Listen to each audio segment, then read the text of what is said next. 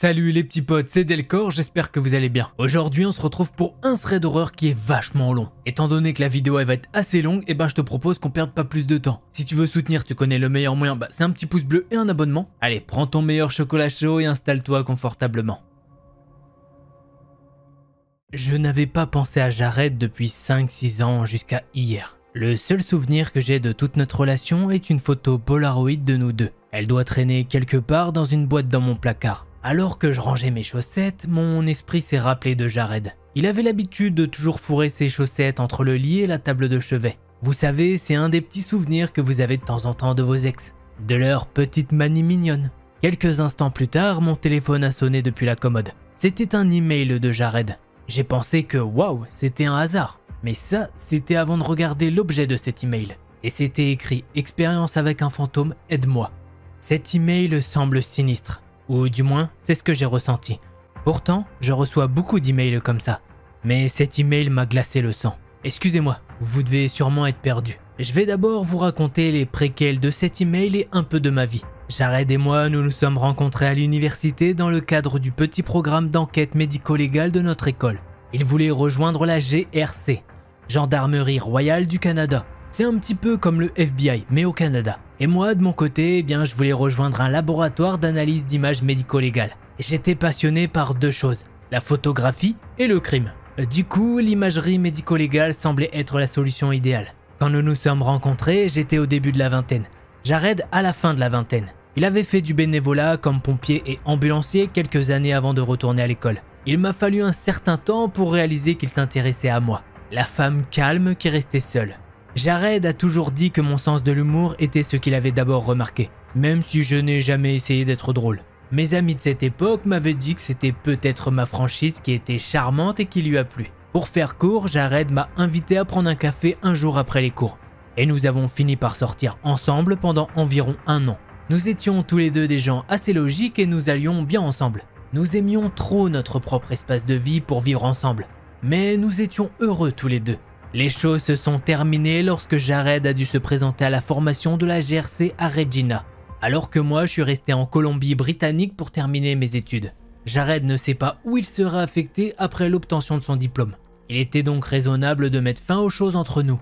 Pour tout vous dire, Jared était l'homme le plus gentil, le plus équilibré et le plus calme avec lequel je suis sorti. Mais malgré ça, je n'ai jamais ressenti de la tristesse ou l'envie de le revoir. Les relations vont et viennent, c'est la vie. Puis j'ai commencé ma carrière peu de temps après. 6 mois après l'université, j'ai obtenu un emploi de technicienne en imagerie médico-légale dans un petit laboratoire privé. J'ai travaillé comme technicienne pendant des années avant d'être promue analyste d'images. Les analystes sont ceux qui effectuent des tâches telles que l'authentification des images et la photogrammétrie. Du coup, grâce à la promotion, j'ai pu obtenir les meilleurs logiciels et les gadgets les plus cool. En plus de ça, mes horaires étaient devenus convenables et non infernales. De plus, j'aimais mon travail. Mes collègues allaient de tolérable à excellent. J'étais contente d'aller travailler. Ce qui est rare de nos jours de trouver un travail cool en plus de ses collègues. 1 mois après ma promotion au poste d'analyste, je me suis réveillé avec un email m'informant que j'avais été licencié et que je n'avais plus de travail. Je me suis senti totalement vide. Des années de travail acharné piétiné. Pour être honnête, je suis toujours amer à propos de ce sujet. Pour tout vous dire, il n'y a pas d'emploi comparable dans ma région.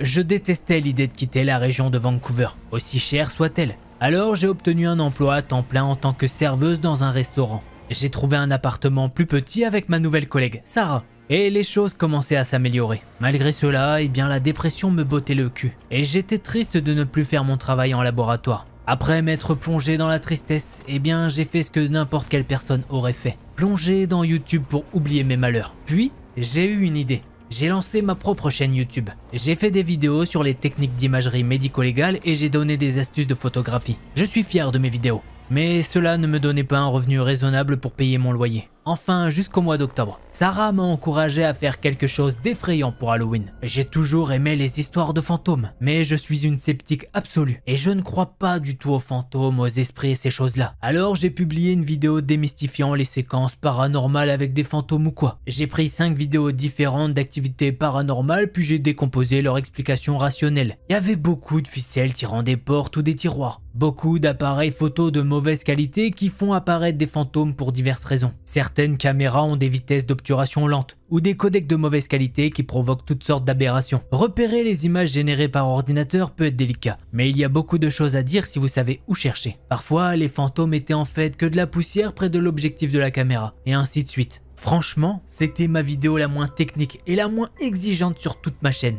Alors bien sûr, c'est la vidéo qui a explosé et qui a fait grimper mes vues. Obtenir des revenus publicitaires et des parrainages était passionnant. J'ai donc décidé de faire quelques vidéos similaires. J'aurais pu continuer à faire ces vidéos, mais les fantômes n'étaient pas quelque chose qui me passionnait. Alors j'ai recommencé à faire mon contenu habituel en novembre, et le nombre de vues a diminué. Mais vraiment diminué. C'est-à-dire que mes revenus aussi. Et tout ça m'a remis sur la voie de la dépression. Je n'avais pas de proposition pour un autre travail en laboratoire. Et ma chaîne était en train de mourir, ce qui m'a affecté dans ma vie quotidienne. Tout ça jusqu'à ce fameux email. Je pense que vous comprendrez, mais j'ai supprimé quelques informations dans l'email. Du style nos prénoms ou nos noms, histoire de pouvoir garder un petit peu plus d'anonymat. Mais le contenu dans l'email est le même que j'ai reçu. Je vous fais la présentation de l'email. À Marnie de Jared. Ligne d'objet, expérience de fantôme, aide-moi. Salut Marnie, c'est Jared.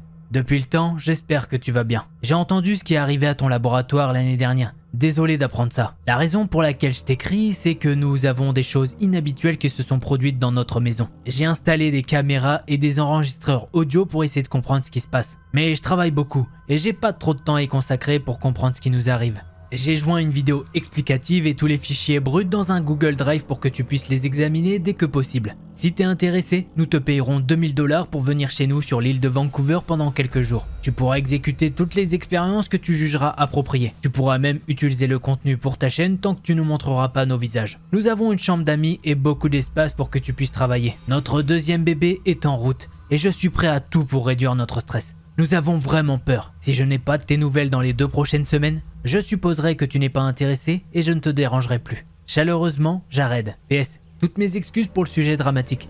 J'ai pensé que ça pourrait attirer ton attention. Je dois admettre que mes pensées initiales se sont concentrées sur les mauvaises choses. Une épouse? Un deuxième bébé en route? De toute évidence, j'étais un peu choqué des révélations. Bref, je me suis ressaisi et j'ai essayé de me concentrer. Je ne savais vraiment pas quoi penser du fait qu'ils avaient peur. Me faisait-il une blague? Je devais admettre que la proposition était intéressante cependant. 2000 $ à Vancouver, c'est à peu près un mois de loyer. Mais obtenir un mois de loyer pour quelques jours de travail et de la matière pour une autre vidéo était tentant. J'ai ouvert le Google Drive 6 juin. J'ai été surpris de voir plus de 70 gigaoctets de contenu dans le lecteur. Dans le dossier principal se trouvait une vidéo intitulée Edited Explanation.mp4, suivi d'autres dossiers intitulés Images brutes, enregistrement audio, maison, enregistrement vidéo et résultats. Si c'était une farce, eh bien c'était une farce élaborée. Pour déterminer si tout cela valait même mon temps, j'ai d'abord cliqué sur la vidéo d'explication. Maintenant, je vais vous décrire ce qu'il y avait dans cette vidéo. J'ai laissé échapper un petit sourire quand j'ai vu le visage de Jared. Il parlait à la caméra depuis le milieu d'un îlot de cuisine dans une maison moderne et chic. Les années avaient été bonnes pour Jared. Ses épaules étaient plus larges que je ne me souvenais et sa barbe avait poussé. Sur la vidéo, on voyait Jared qui ne bougeait pas, puis la vidéo a commencé. Salut Marnie. Jared souriait, mais il avait l'air fatigué. J'enregistre ça parce qu'il se passe des trucs inhabituels chez moi. Jenny est vraiment paniquée. Et je ne sais pas. Si tu me l'avais demandé il y a 2 mois si je pensais que les fantômes étaient réels, j'aurais dit non. Une telle chose n'existe pas. Mais maintenant, je manque tellement de sommeil que je ne suis même pas sûr de ce que je vais te dire. Et vu, j'ai pu voir tes vidéos de démystification des fantômes. Et j'espère que tu pourras être une voix de raison ici et me dire que tout ceci n'est qu'une blague de quelqu'un qui essaye de nous faire peur. J'ai besoin d'aide pour comprendre ce que c'est exactement. Là, Jared s'est raclé la gorge et il a recommencé. D'accord, je vais commencer par le début. Nous avons emménagé dans cet endroit ici il y a 2 mois. Une maison super sympa qui vient juste d'être construite. La toute première nuit, nous nous sommes réveillés avec un grand bruit de claquement à 3h24 précise du matin. Je suis sorti du lit, j'ai attrapé mon arme de poing et j'ai regardé chaque pièce. Mais personne n'était à l'intérieur ou à l'extérieur de notre propriété. Il n'y avait aucun signe d'intrus, aucune entrée forcée ou quelque chose comme ça. J'ai attrapé Simon. Ah, Simon, c'est mon fils. Il a 11 mois maintenant, donc 9 mois à l'époque. Nous n'étions pas sûrs de ce que c'était. Mais nous sommes retournés au lit après que j'ai été certain qu'il n'y avait pas d'intrus qui menace ma famille. Puis, ça s'est reproduit la nuit suivante. Exactement à la même heure, 3h24. J'ai de nouveau inspecté la maison. J'ai vérifié la cour, j'ai fait le tour de la propriété. Il n'y avait rien. Donc par précaution, Simon a dormi avec nous cette nuit-là. Maintenant, et toutes les nuits suivantes, ce scénario se répète. J'ai décidé de laisser mon téléphone enregistrer toute la nuit. Je vais maintenant te faire écouter ce clip. L'écran devient noir, 3h24 comme avant, suivi d'un bruit fort surprenant. 2 séries de 5 coups. En entendant le son de ce clip, eh bien j'ai sursauté de ma chaise. On peut entendre le bébé Simon commencer à pleurer et le bruit de ses parents qui se réveillent en sursaut. La vidéo revient à Jared dans la cuisine. Je ne t'ai pas tout fait écouter. Mais si tu veux vérifier les enregistrements audio, tu peux trouver 19 enregistrements individuels. Tous sont des détonations fortes de 2 séries de 5 coups à exactement 3h24 du matin. Il y en a sûrement plus, mais au bout d'un moment, moi et ma femme nous sommes devenus un peu insensibles au bruit dans la maison. Enfin, tu verras ça si tu regardes les enregistrements. À ce stade, j'ai commencé à me demander pourquoi moi. Je suis une spécialiste de l'imagerie, pas une experte de l'audio. À mon grand mécontentement, la vidéo de Jared a semblé lire dans mes pensées. Maintenant, je sais que tu es plutôt une experte en vidéo. Mais si tu as des contacts dans le domaine de l'audio médical, n'hésite pas à leur envoyer ces rushs. Bref, après 3 jours avec ces bruits la nuit, j'ai acheté un tas de caméras de sécurité pour les mettre à mon domicile. D'ailleurs, les caméras font de la vision nocturne et de l'audio. J'en ai mis un petit peu partout dans la maison, intérieur et extérieur, à part la salle de bain. La seule pièce dans laquelle je n'ai pas mis de caméra était le studio de Jen. Jen, c'est ma femme, et c'est une couturière professionnelle et elle n'aimait pas l'idée qu'une caméra la fixe pendant qu'elle travaillait. Mais après quelques temps, elle a cédé. Et tu remarqueras dans les enregistrements que des images de son studio apparaissent vers le 24e jour. La scène sur la vidéo va changer d'un coup et je vais voir différentes pièces de la maison. La chambre principale, la chambre d'enfant, 2 couloirs, la chambre d'amis, le garage et la cour avant et la cour arrière. Une chose était claire pour moi, cette maison était vraiment belle. Et je me suis dit, comment diable un caporal et une couturière peuvent-ils se permettre ce niveau de vie agréable? Est-ce que Jen vient d'une famille riche? Ce n'est certainement pas le cas de Jared. Et pour vous dire, il m'aura fallu des années pour économiser pour un endroit comme celui-ci avec mon ancien salaire d'analyste. Je reviens à la vidéo et à Jared qui parle. Après avoir installé les caméras, j'ai réussi à capturer quelque chose dès la première nuit. La vidéo passe à plusieurs prises de vue nocturnes extérieures. Les lumières de mouvement sont éteintes, tout est calme. Jour 3 s'affiche à l'écran et l'horodatage est visible dans le coin. Dans le couloir le plus proche de la chambre, l'horloge indique maintenant 3h23. La lumière de mouvement s'allume éclairant la salle, mais personne n'est dans le cadre. Le couloir est silencieux. Lorsque l'horloge passe à 3h24, la lumière du capteur s'éteint. Une pause, puis 2 séries de 5 coups.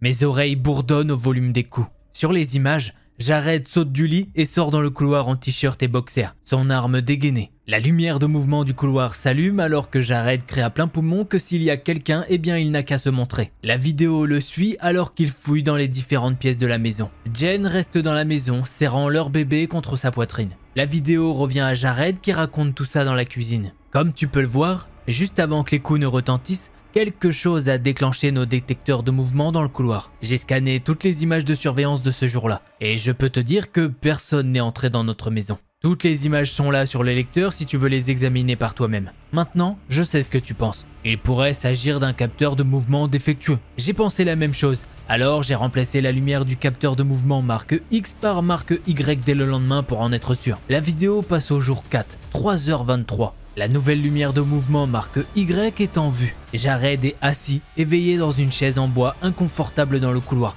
téléphone et arme à la main. La lumière dans le couloir est éteinte alors qu'une autre série de bruits de martèlement fort se déclenche alors que l'heure passe à 3h24 du matin.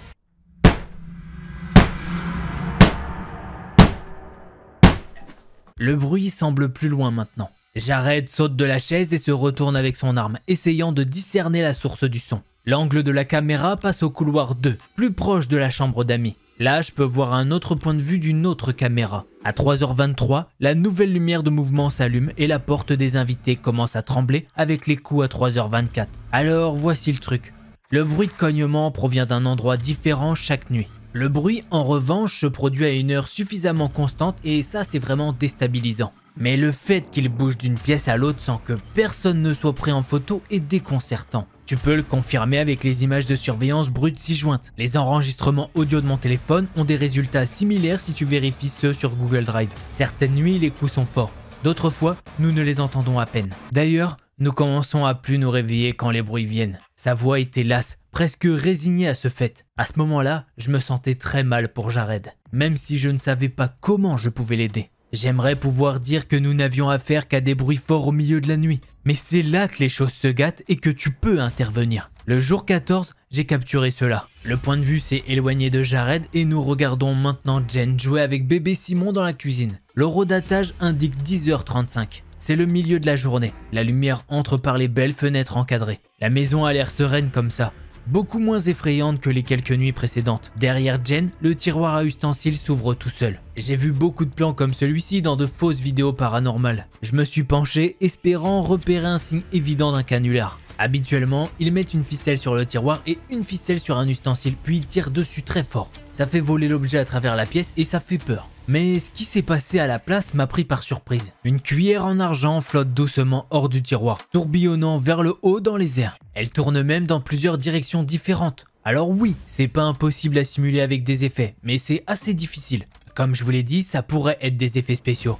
Mais ça semble assez réel à première vue. La cuillère en lévitation tourne plus haut dans les airs et bébé Simon commence à regarder la cuillère. Je l'ai entendu glousser sur la bande son et il est excité par la cuillère volante. Jen de son côté, elle tourne la tête par-dessus son épaule pour voir ce que regarde Simon. Juste au moment où elle le fait, la cuillère retombe dans le tiroir avec un gros boom. Forcément, Jen sursaute au bruit et se lève pour regarder le tiroir à ustensiles. Elle semble confuse. Après ça, le point de vue a été ramené à Jared dans la cuisine. Si tu regardes les images, tu peux voir que j'étais parti travailler des heures auparavant. Et Jen était avec Simon toute la journée. Pendant un moment, la vidéo coupe et je peux voir Jared sortant en tenue de police complète à 4h45 du matin. La vidéo reprend avec Jared. La cuillère était aussi sur les images brutes, au cas où tu penses que nous l'avons fait avec des ordinateurs ou autres. Là, je me suis retrouvé assez ennuyé de voir à quel point Jared prédisait mes réactions. Je me suis même demandé, est-ce que c'est vraiment pas une farce très élaborée ? Puis après ça, je me suis dit pourquoi un père de famille voudrait-il faire une farce comme ça à son ex de l'université? C'est pas comme si on s'était disputé quand on s'est séparés. D'ailleurs, c'est même lui qui a mis un terme à notre relation. Du coup, ça n'a strictement aucun sens. Mais avant même que mes pensées ne puissent rattraper mes sentiments, eh bien la vidéo a continué. Les bruits forts et l'argenterie flottante sont une chose, mais ce clip, le clip qui va suivre est la vraie raison pour laquelle je voulais ton expertise. La vidéo nous amène à des images de vision nocturne de la chambre d'enfant avec écrit jour 35 et horodatage à 2h31. Le petit Simon sort de son sommeil et se réveille dans son berceau. Il fait quelques gloussements en se levant et essaye de se caler sur les côtés de son berceau. Il laisse échapper un petit rire en regardant dans la direction du placard. Puis là, s'élevant du sol, une silhouette sombre émerge du sol. La forme devient de plus en plus haute jusqu'à ce qu'elle domine le berceau de Simon. Cette forme a la forme d'un homme, mais n'a pas de traits distinctifs et est semi-transparent. Ma réaction immédiate est que ça doit être un effet, mais l'effet semble bon, même très bon. La main de la silhouette ténébreuse se tend vers Simon et maintient son bras en position. Simon rit et fait des mouvements de main vers ce qui semble être la main du personnage. La silhouette reste immobile pendant un moment, et Simon se met debout et saute de haut en bas avec excitation. Puis là, l'autre bras se tend vers Simon. Les deux mains se rapprochent maintenant du bébé qui semble ravi de son sombre visiteur. Deux longues silhouettes noires saisissant les flancs de Simon, comme n'importe quel parent prendrait son bébé. La silhouette commence à soulever lentement le petit Simon et ses orteils ne touchaient même plus son berceau. Soudain, Simon grimace et pousse un cri aigu de douleur. En entendant ça, je recule carrément de ma chaise. Cette chose arrête de soulever Simon et le maintient immobile, les bras tendus devant. Si l'être avait un visage, j'aurais dit qu'il le fixait. Simon commence à se tortiller dans les mains du personnage. De mon côté, je combats l'envie de détourner le regard de l'écran. Puis là, la porte s'ouvre et la lumière jaillit du couloir. À l'instant où cela se produit, la silhouette sombre tombe sur le sol et disparaît complètement. Le bébé va alors faire une chute et tomber dans son berceau. Jen se précipite vers le berceau et inspecte Simon. Elle le ramasse et l'emmène hors de la pièce. Même si je suis sceptique, il est difficile de décrire à quel point ce moment a été troublant. Je me suis retrouvé à regarder par-dessus mon épaule pour m'assurer que personne n'était derrière moi. Rien, mon appartement était vide, mais je devais vraiment vérifier. La vidéo revient une énième fois sur Jared dans la cuisine. Il y a quelque chose que tu devrais voir. Là, je peux sentir que le visage de Jared est très tendu, c'est vraiment intense. Deux images vont alors apparaître à l'écran. Les deux photos sont du bébé Simon, sa chemise de pyjama relevée. Il a des contusions sur la poitrine, les côtes et le dos. Les contusions sont foncées en forme d'empreintes de main avec des doigts longs et fins. Marni, je n'ai même pas les mots. Jared. c'est pareil pour moi. Simon reste chez la sœur de Jen pour le moment. Nous l'avons emmené d'urgence à l'hôpital juste après cela. Le docteur dit qu'il ira bien. J'espère qu'il n'appellera pas les services sociaux pour nous. Après avoir dit ça, Jared regarde dans le vide et là il y a une sorte de pause. Je me surprends alors à déplacer ma souris avec impatience pour sauter le moment de silence. Mais ce n'est pas nécessaire, Jared va reprendre. Si tu veux analyser cette séquence et me donner une explication rationnelle à cela, s'il te plaît, fais-le, s'il te plaît. Si tu parcours le lecteur, tu peux voir que j'ai essayé de trouver toutes les explications auxquelles je peux penser. J'ai même acheté un compteur EMF. Et honnêtement, j'ai aucune idée de comment ça marche. J'ai téléchargé les plans originaux de la maison, tous les permis relatifs à cette propriété, l'histoire du terrain, tout est là dans le lecteur. Il n'y a nulle part dans notre maison où quelqu'un pourrait se cacher. J'ai vérifié le grenier, le vide sanitaire et le système de ventilation. J'ai même vérifié que notre maison n'était pas sur une terre sacrée du style tribu indigène. J'ai confirmé qu'aucun meurtre enregistré ne s'était produit ici et nous sommes les premiers à vivre dedans. J'ai essayé de tout te résumer dans le dossier conclusion, mais honnêtement, je n'ai pas du tout de conclusion concrète. Tu peux en rire, mais nous avons vraiment peur, Marnie. Peur pour Simon.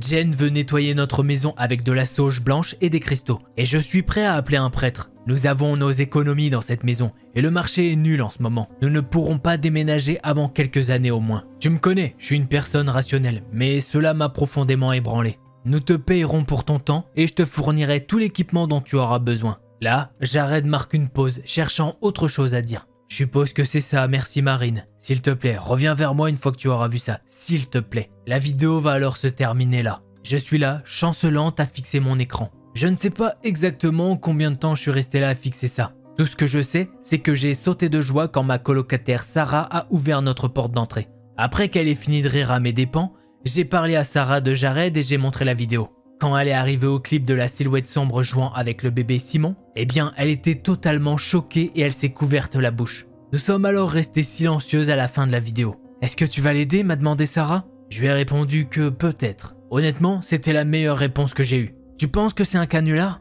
Peut-être, non, je sais pas. Je vais d'abord regarder le lecteur. Sarah a acquiescé et m'a dit que c'était une bonne idée et elle m'a laissé faire. Dans le Google Drive, il y avait tout ce que Jared m'avait dit. Et encore plus. Il y avait 2 mois de séquences de sécurité non éditées occupant la majeure partie du stockage.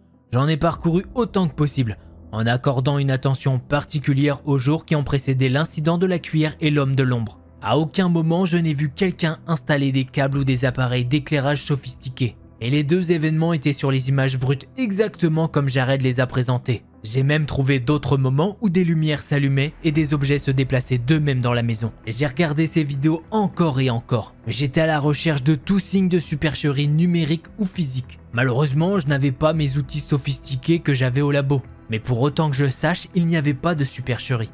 Aucune preuve de falsification de fichiers. Les fichiers provenaient directement des caméras de sécurité. L'éclairage était également très cohérent dans les 2 clips. Tout était normal, mis à part la cuillère qui n'obéissait pas aux lois de la physique. Tout semblait parfait. J'ai décidé d'envoyer les clips à mes amis du laboratoire d'imagerie médico-légale pour une analyse un petit peu plus approfondie. Pour moi, ma théorie actuelle était que si c'était faux, eh bien c'est que ça avait été fait avec des effets informatiques. J'ai également passé en revue les documents de la maison et l'histoire du lieu. Ce n'était pas mon domaine d'expertise, mais avec un peu de Google, j'ai pu déterminer que les documents étaient légitimes. Jared m'a même fait une carte au niveau du câble cellulaire dans sa région. Tout ça dans le but de pouvoir suivre les interférences électromagnétiques. Sa maison avait bien une couverture téléphonique, mais pas une quantité inhabituelle de tours ni de trafic. J'ai également passé en revue la plupart des fichiers audio enregistrés à partir de son téléphone. Les coups étaient audibles dans chacun d'eux. J'ai regroupé ces fichiers et je les ai envoyés à mon ami qui se spécialise dans l'analyse audio légale. Il devrait être en mesure de me donner une idée approximative de ce que pourraient être ces bruits. J'espère qu'il me contactera tôt ou tard. Le lendemain, je suis assise dans ma cuisine à moitié en train de dormir. Sarah, de son côté, est déjà partie travailler. J'ai tapé un email disant à Jared que j'acceptais le poste. Mais j'ai du mal à me résoudre à appuyer sur envoyer. Je me suis même acheté un billet de ferry pour m'emmener demain sur l'île de Vancouver. Pour me sortir de ma peur, eh bien j'ai décidé de prendre une douche. Une douche chaude était exactement ce dont j'avais besoin. C'était comme si toute la peur et l'incertitude s'étaient lavées de moi et étaient tombées à l'eau. J'ai décidé d'accepter le poste et je suis sorti de la salle de bain en toute confiance, enveloppé dans une serviette pour appuyer sur envoyer l'email. Sauf que là, je me suis arrêté net. Sur le clavier de mon ordinateur portable se trouvait une photographie Polaroid. La photographie qui était rangée dans une boîte quelque part dans mon placard. Sauf que la photo n'était pas là quand je suis parti prendre ma douche. Cette photo, c'est celle de moi et de Jared à l'université. Alors voilà, c'est ainsi que se termine cette histoire. Cette histoire est vraiment folle, j'ai envie de vous le dire, oui. Puisque la personne qui nous raconte ça, elle est une vraie personne. Maintenant, ce qui se passe chez Jared a l'air vraiment chelou. Puisqu'apparemment, lui, il est de bonne foi, il apporte toutes les preuves. Ça peut pas être un canular ou quoi. Apparemment, la fille, elle s'y connaît pas mal et elle a l'air de dire que c'est putain de bien vrai. Me demandez pas pourquoi il y a un putain qui est sorti, c'est juste que l'histoire, elle est vraiment, ouf. Moi, j'ai kiffé cette histoire, vous, je sais pas. Si t'as kiffé, tu peux me le dire en commentaire ou en te manifestant avec un petit pouce bleu. Allez, c'était Delcor, en attendant la prochaine vidéo, portez-vous bien, tchuss les petits potes.